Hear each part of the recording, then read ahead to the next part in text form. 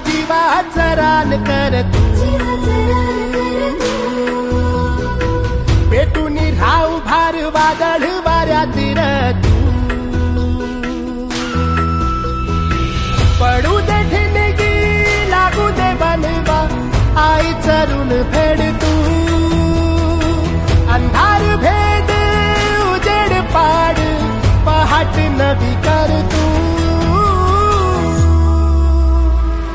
लढा तू लढा तू लढा तू बळीराजा, वाट हीर तुझीच तू झोकून दे बळीराजा, लढा तू लढा तू लढा तू बळीराजा, वाट हीर तुझीच तू झोकून दे बळीराजा. आपलं मार्केट आपल्याला तयार करायचं, आपणच तयार करायचं. नमस्कार विद्यार्थी मित्रांनो, बघा आरबीआयची ह्या वर्षातली 5वी बाय मंथली पॉलिसी म्हणजे डिसेंबर 2024 ची जी बाय मंथली पॉलिसी आली, त्या बाय मंथली पॉलिसीमध्ये मोठे बदल झालेले आहे. तर हे मोठे बदल आपल्याला आजच्या सेशनमध्ये बघायचे. अतिशय महत्त्वाचे बदल असणार आहे. अपकमिंग एक्झामसाठी हा वाला मुद्दा खूप जास्त महत्त्वाचा असणार आहे, म्हणून त्या पॉइंट ऑफ व्ह्यूने आपल्याला ह्या गोष्टी शिकायच्या आहे. आरबीआयच्या मॉनिटरी पॉलिसीमध्ये जी काही 5वी बाय मंथली पॉलिसी झाली तशी सुरुवातीपासून आतापर्यंतची 52वी बाय मंथली पॉलिसी आणि ह्या वर्षातली ही 5वी बाय मंथली पॉलिसी याच्यामध्ये झालेले आपण बदल बघणार आहोत. अतिशय महत्त्वाचे जे काही बदल आहे ते वाले बदल. सगळ्यात सुरुवातीला बाय मंथली पॉलिसीमध्ये बदल केलाय भरपूर दिवसांनंतर CRR म्हणजे कॅश रिझर्व्ह रेशो मध्ये. सर ही कन्सेप्ट काय असते हो, what is cash reserve ratio? जर जे काही at the end of the day bank मध्ये जो काही पैसा शिल्लक राहतो आपण त्याला म्हणतो NDTL net demand and time liability. Sir ह्या NDTLच्या म्हणजे उरलेल्या पैशाच्या सध्याच्या घडीला तरी 4.5% अमाऊंट आरबीआय कडे रिझर्व्ह करावी लागायची. सध्याच्या घडीला 4.5% अमाऊंट आरबीआय कडे रिझर्व्ह करावी लागायची. आता ती अमाऊंट थोडीशी कमी करून 4% केलेली आहे. म्हणजे at the end of the day बँकेत जो काही पैसा शिल्लक राहील त्याच्या certain percentage of amount RBI कडे जमा करावी लागते, त्याला म्हणतात कॅश रिझर्व्ह रेशो. मग सर तो आतापर्यंत होता 4.5%. मग रिसेंटली म्हणजेच आज 6 डिसेंबर 2024 ला झालेल्या बाय मंथली पॉलिसीमध्ये नॉर्मल चेंजेस झाले. पहिले म्हणजे reserve bank of India on Friday December 6 slash the cash reserve ratio by 50 basis point. 50 basis point म्हणजे अराउंड 4.5%वरून 4%वर आणला. सर हा मुद्दा तर मला माहित होता, पण यातले महत्त्वाचे मुद्दे एक्झाम पॉइंट ऑफ व्ह्यूचे मुद्दे थोडेसे खाली आहे. थोडासा घसा बसलेला असल्या कारणाने मे बी थोडासा आवाजाचा प्रॉब्लेम वाटत असेल, पण ठीक आहे ऍडजस्ट करा. आवाजापेक्षा कंटेंट जास्त महत्वाचं आहे. सर चला मग याच्यानी काय होईल हो? याच्यानी एक मुद्दा सगळ्यात महत्वाचा असा होईल, at the end of the day जो उरलेला पैसा होता त्याच्या 4.5% अमाऊंट जमा करावी लागत होती. म्हणजे फॉर एक्झाम्पल 1000 रुपये जर उरले तर याचे 4.5% अमाऊंट म्हणजे 45 रुपये आपल्याला आरबीआय कडे जमा करावे लागायचे. आता 4% करावे लागतील म्हणजे याचे 4% म्हणजे सर आता 40 रुपये जमा करावे लागतील. म्हणजे बँकेकडे ऍडिशनल 5 रुपये उरतील जे बँक अजून जास्त लोन म्हणून देऊ शकतं. बँकेकडे आता ह्या कारणामुळे किंवा या निर्णयामुळे बँकेकडे थोडेसे ऍडिशनल पैसे उरतील, बँक अजून जास्त कस्टमरला लोन देऊ शकतं. याच्यामुळे किती फायदा होईल कस्टमरचा तो मुद्दा मेन्शन केलेला आहे. Cash reserve ratio has also reduced 4% from the 4.5%. Thus also said that 1.16 crore 1.16 crore liquidity will be made available for the bank. याच्यामुळे बँकेमध्ये 1.16 करोड एवढा पैसा मार्केटमध्ये जास्त जाईल. या 0.50 बेसिस पॉइंट म्हणजे अर्ध्या टक्क्याने मार्केटमध्ये 1.16 करोड रुपये एवढे अजून मार्केटमध्ये जाईल. हा वाला एक महत्त्वाचा मुद्दा आहे. त्यानंतर सर पुढचा मुद्दा cash reserve ratio of all bank to 4% net demand and time liability. आपण म्हणतो नेट डिमांड अँड टाइम लायबिलिटीच्या 4% ठेवावी लागते, पण कमी करताना डायरेक्टच 4.5 वरून 4 वर नाही आणणार आहे. 2 इक्वल ट्रेंच मध्ये ह्या गोष्टीत बदल करणार आहे, म्हणजे 4.5% अगोदर 4.25% आणणार आणि ह्या 4.25% ह्या गोष्टी 4% आणणार. सर कशा पद्धतीने? सध्या 4.5%, मी म्हणतो 6 डिसेंबरला हवाला पाठ 4.5%, त्याच्यानंतर तिथून पुढे 14 डिसेंबरला 25 बेसिस पॉईंटने कमी होणार. 14 डिसेंबरला 25 बेसिस पॉईंटने कमी होणार. इकडे दिसत नसून मी इकडे लिहितो 14 डिसेंबरला 25 बेसिस पॉईंटने कमी होणार आणि अजून 28 डिसेंबरला उरलेले 25 बेसिस पॉईंट कमी होणार. म्हणजे 6 डिसेंबर आजच्या घडीचा विचार केला आपण तर 4.5% CRR आहे, 4.5%. 6 डिसेंबर नंतर 14 डिसेंबरला 25 बेसिस पॉईंट कमी होणार आणि 28 डिसेंबरला अजून 25 बेसिस पॉईंट कमी होणार आणि 4% होणार. अशा 2 इक्वल फेज मध्ये CRR 4.5% 4% आणणार आहे. अशा 2 इक्वल फेज मध्ये CRR 4.5% 4% आणणार आहे. सर हा महत्वाचा मुद्दा मला लक्षात घ्यायचा आहे. याच्यामुळे 1.16 crore rupees liquidity will be made available for the bank. बँकेकडे एवढा जास्त एक्सेस मनी त्या केसमध्ये शिल्लक राहील कस्टमरला देण्यासाठी, असं शक्तिकांत दास यांचं म्हणणं आहे. सर मी थोडंसं पुढे जातो. हा वाला एक मुद्दा झालेला बदल, पण महत्वाचा मुद्दा जर आपण पाहिला, RBI keep repo rate unchanged for the 11th consecutive times. सलग 11व्यांदा रेपो रेट मध्ये कोणताही बदल केलेला नाहीये. रेपो रेट रिमेन्स 6.5% ठेवलाय. भरपूर महत्वाच्या गोष्टी आपल्याला बघायच्या आहे. आपल्याला CRR मध्ये झालेला बदल आपण पाहिला, क्रेडिट लाईन ऑन UPI मध्ये झालेला बदल आपल्याला बघायचा आहे, ॲग्रिकल्चरचं कोलॅटरल फ्री लोन मध्ये झालेले बदल आपल्याला बघायचे. असे मल्टिपल बदल या केसमध्ये झालेले मला ते सगळे बघायचे. मग सर RBIचा ऍक्ट 1934च्या अंतर्गत मे 2016 मध्ये बाय मंथली पॉलिसी आली आणि तेव्हापासून प्रत्येक वर्षी 6 वेळेस या बाय मंथली पॉलिसीची मीटिंग होते. पहिली मीटिंग असते एप्रिलमध्ये, मग मे सोडला जूनमध्ये, जुलै सोडला ऑगस्टमध्ये, सप्टेंबर सोडला ऑक्टोबरमध्ये, नोव्हेंबर सोडला डिसेंबरमध्ये आणि जानेवारी सोडला फेब्रुवारीमध्ये. अशा 6 महत्वाच्या मीटिंग होतात. मग 2016 पासून तर 2024 पर्यंत आतापर्यंतची ही 52वी मीटिंग होती. या फायनान्शियल इयर मधली ही 5वी मीटिंग होती.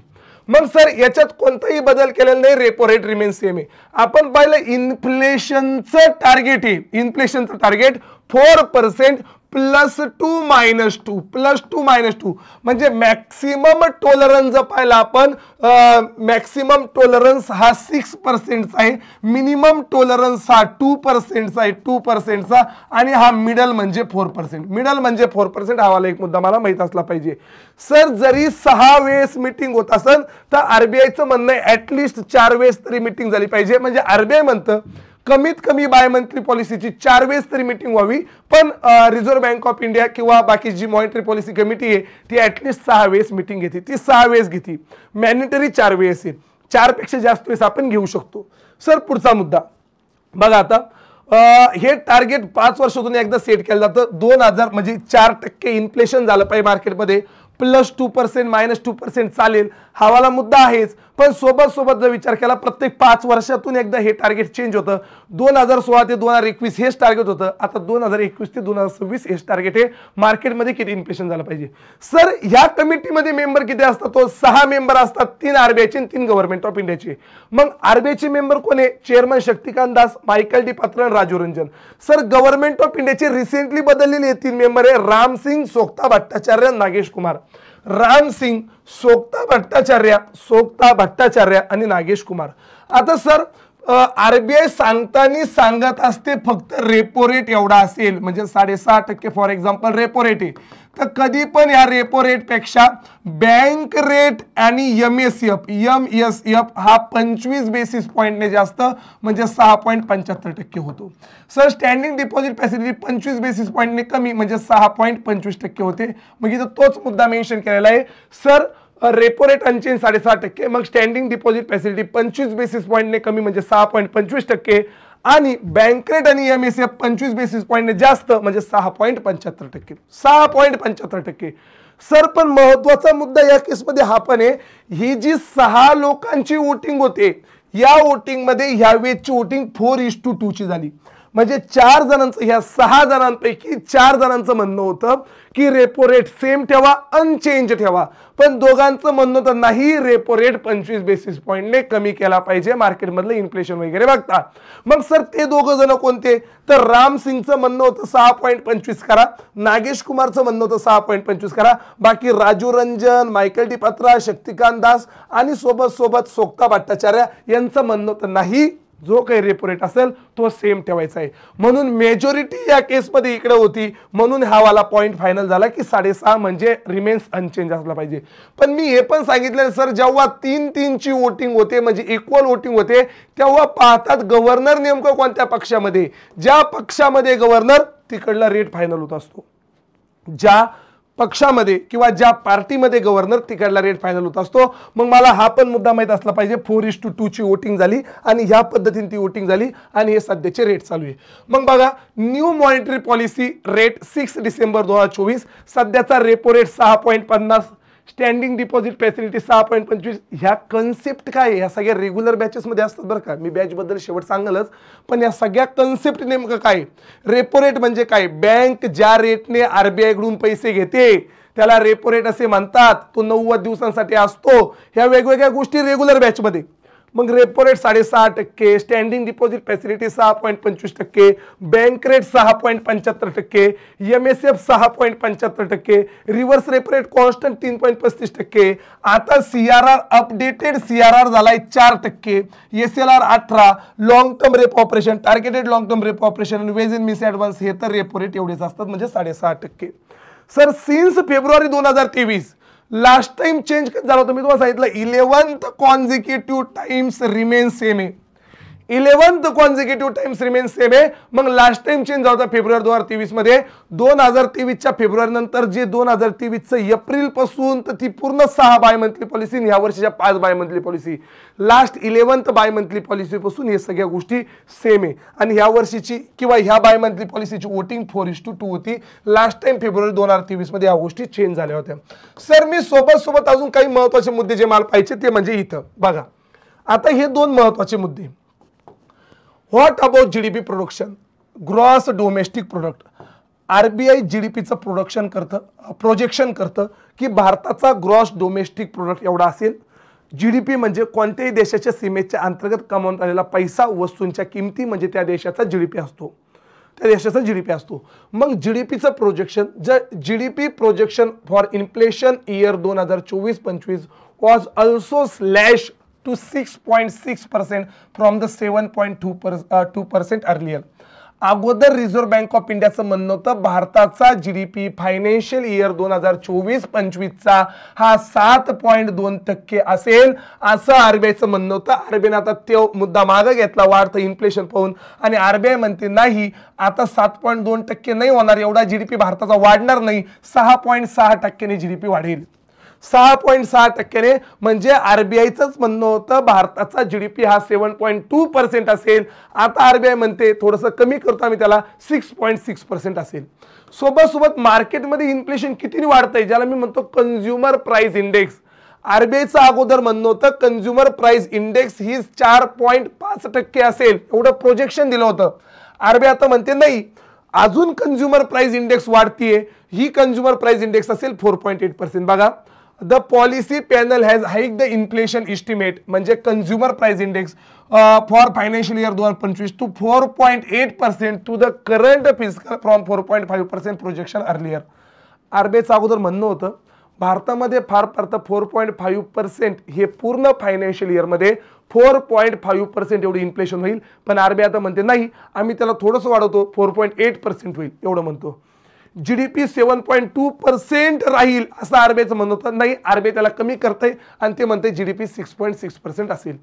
कन्झ्युमर प्राइस बेस इन्फ्लेशन, जे काही कन्झ्युमर प्राइस इन्फ्लेशन आहे आणि रिटेल इन्फ्लेशन आपण ज्याला म्हणतो, किंवा सर्ज 14 मंथ्स हाय, मागच्या 14 महिन्यात सगळ्यात हाय कन्झ्युमर प्राइस इंडेक्स होती 6.21% ऑक्टोबर मधली. हा मुद्दा नाही महत्वाचा, पण हा आणि हा मुद्दा होता महत्वाचा.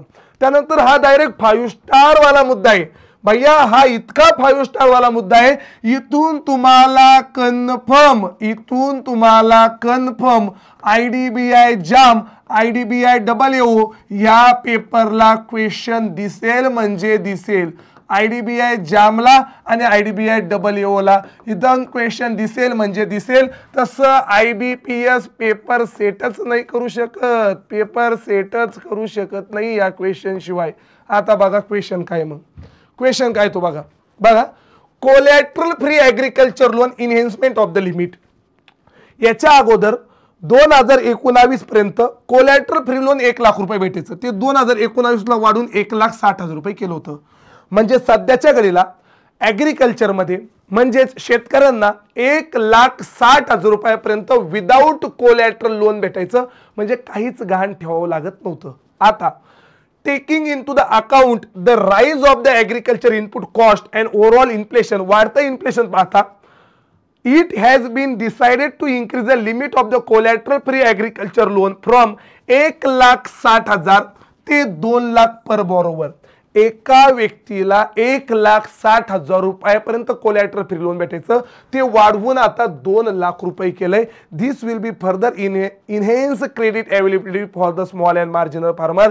याचा फायदा म्हणजे ऍक्च्युअल सगळ्या शेतकऱ्यांसाठी आहे, पण मॅक्सिमम फायदा हा स्मॉल अँड मार्जिनल फार्मरला होईल की 1,60,000 वरून 2 लाखापर्यंत हे वाला लोन केलंय। 2 लाख रुपयापर्यंत हे वाला लोन केलंय सगळ्या शेतकऱ्यांसाठी, फक्त स्मॉल अँड मार्जिनल फार्मरसाठी नाही, पण मॅक्सिमम त्यांचा आरबीआयचं म्हणणं आहे फायदा हा स्मॉल अँड मार्जिनल फार्मरला होईल, पण सर्व शेतकऱ्यांसाठी हे लोन जे कोलॅटरल फ्री लोन होतं ते 1,60,000 रुपयावरून जवळपास 2 लाख रुपये केलंय। हा महत्वाचा मुद्दा आहे, 5 स्टार वाला मुद्दा आहे।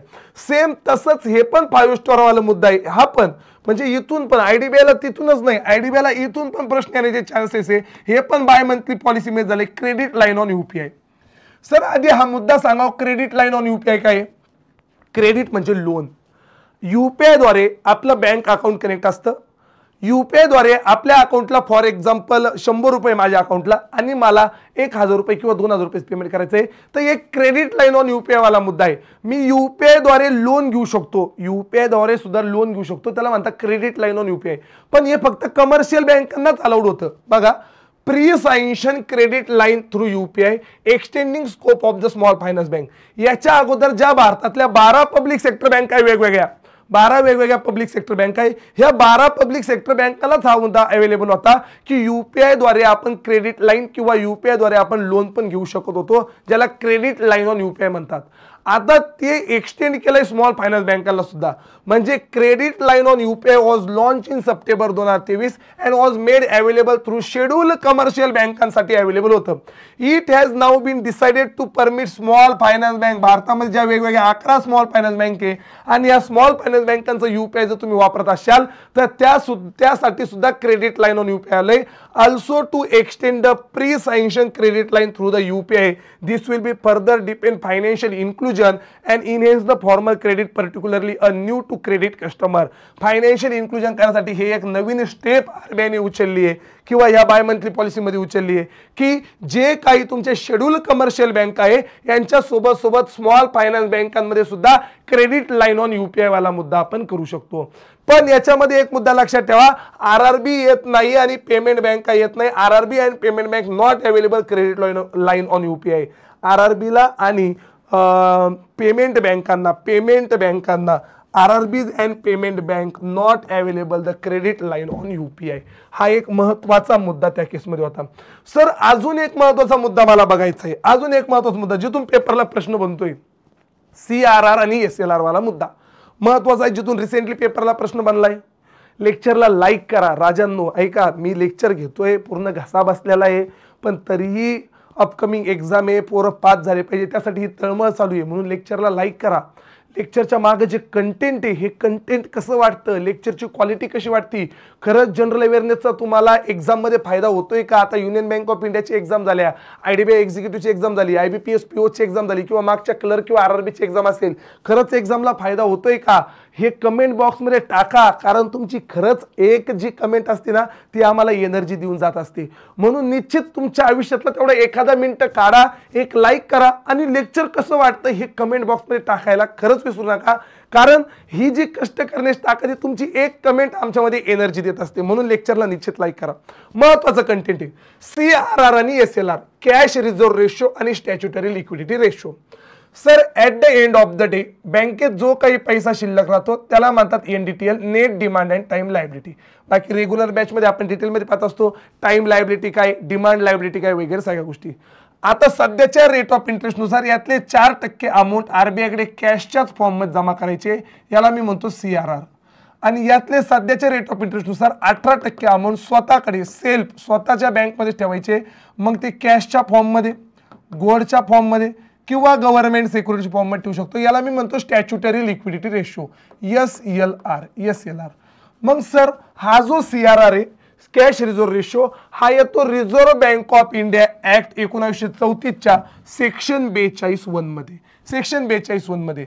आणि स्टॅच्युटरी लिक्विडिटी रेशो येतं तुमचं बँकिंग रेग्युलेशन ऍक्ट 1949च्या सेक्शन 24 मध्ये, सेक्शन 24 मध्ये. याच्या उलट केलं तर हे होतं, याच्या उलट केलं तर हे होतं. मग सर पेपरली विचारलं होतं मॅक्सिमम SLR मी किती मेंटेन करू शकतो, तर मॅक्सिमम SLR आपण मेंटेन करू शकतो 40% स्वतःकडे, आणि मिनिमम किती मेंटेन करू शकतो 0%. म्हणजे हे RBIचं ठरवते किती मेंटेन करायचा, पण मिनिमम 0% वर सुद्धा SLR आणू शकतो आणि मॅक्सिमम SLRचं लिमिट RBI 40% पर्यंत करू शकते. तसं CRR बद्दल पाहिलं, currently there is the no specific lower or upper limit for the CRR. काही ठिकाणी 3% पासून 15% पर्यंत मेन्शन करतात गुगलवर CRR वाला मुद्दा, पण RBIच्या साईटवर क्लिअरली मेन्शन आहे currently there is the no specific lower and upper limit of the CRR साठी अप्पर अँड लोअर लिमिट सध्या तरी मेन्शन केलेलं नाही. SLR साठी 0% पासून 40% पर्यंतची लिमिट आहे. हा वाला महत्वाचा मुद्दा. SLR कोणत्या सेक्शन मध्ये येतो, कोणत्या ऍक्टच्या अंतर्गत येतो, CRR कोणत्या सेक्शन मध्ये येतो आणि कोणत्या ऍक्टच्या अंतर्गत येतो, तो वाला मुद्दा मी तुम्हाला इथं सांगितला.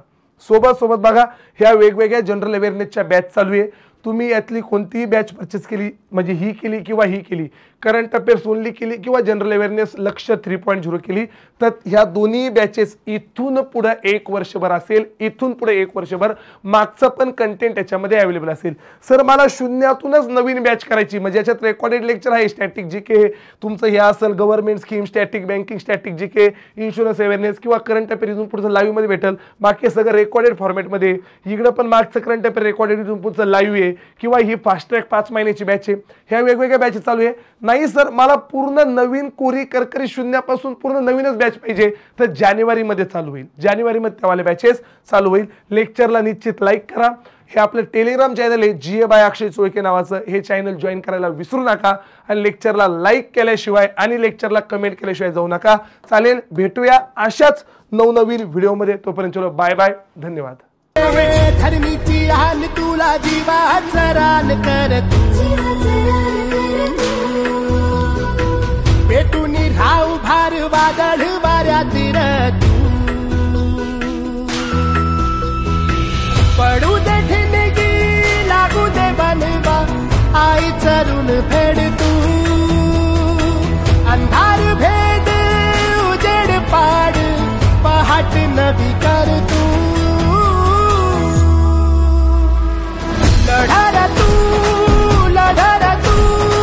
लढा तू बळीराजा, वाट हीर तुझीच तू झोकून दे बळीराजा. लढा तू बळीराजा, वाट हीर तुझीच तू झोकून दे बळीराजा. आपलं मार्केट आपण तयार करायचं, आपणच तयार करायचं.